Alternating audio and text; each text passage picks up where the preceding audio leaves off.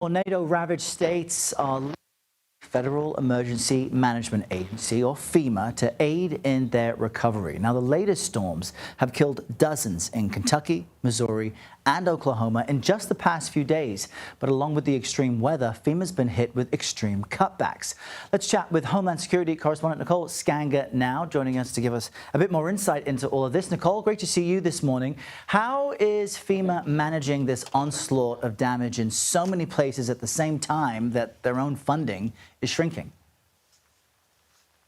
Errol, good to be with you. Look, on a good day, FEMA can handle multiple disasters at the same time, but the reality is that FEMA is not fully staffed up right now. So, since the president took office on January 20th, at least 2,000 individuals have left the nation's disaster relief agency, putting it at a 20% deficit right now. And there were warning signs. I mean, even before that happened, FEMA was operating with too few resources. Several former and current FEMA officials telling me they were strapped when Hurricanes Milton and Helene hit back to back. The level of deployment to those federally declared disasters was unsustainable. If we have another year like we saw in 2017, where you had Hurricanes Irma, Harvey, and then Maria, as one former FEMA official put it to me, we're in trouble. And so again,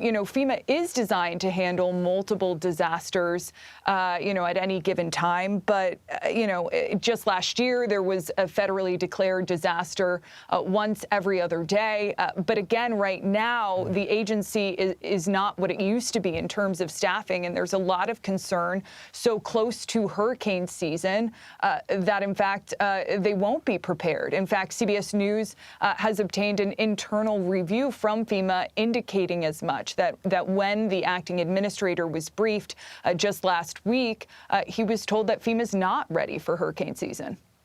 And Nicole, you spoke about how frequent these disasters and emergency disasters were last year. Some states like Mississippi are still waiting for help from previous storms. Walton County, for example, been waiting for a disaster declaration since March. Let's just listen to a sampling of that. We don't have a declaration yet. People are still hurting. People no houses to go into. We need federal help, and we need it desperately, and we need it now. And I know President Trump said that America first, we're going to help our American folks first, but we haven't seen the federal folks down here. So those are some folks there in Mississippi. FEMA aid is frozen at the moment. So does the Trump administration have a plan to help these folks?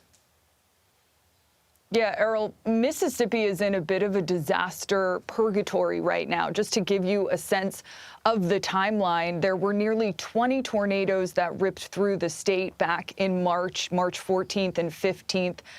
There were hundreds of houses destroyed during that time, at least 7 people killed as a result of that storm. The governor of Mississippi then applied on April 1st for federal funding for FEMA.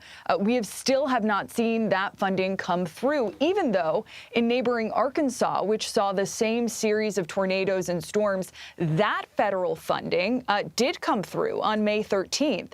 And so folks right now in the state of Mississippi have been, pausing their debris removal. They've not been able to go through with some of the, rebuilding in that state because they simply don't know whether the federal dollars will be there. Now, we should also point out, you mentioned some of the freezing of FEMA funds. The Disaster Relief Agency right now has a $5 billion deficit in its disaster relief fund. That request for Congress to sort of resupply that fund has not yet come through. We know that right now FEMA is considering sort of raising the threshold for when it gets involved in helping states to recover from these sort of federally declared disasters. But what we're seeing in Mississippi, if it's any indication of what's to come, states are not ready to do this alone in the way that FEMA 2.0 might force them to. Yeah, it's fascinating. And meanwhile, people are delayed in getting their lives back to normal and in getting the help that they need. Nicole Sganga, great to chat with you with all the latest on this. We appreciate it.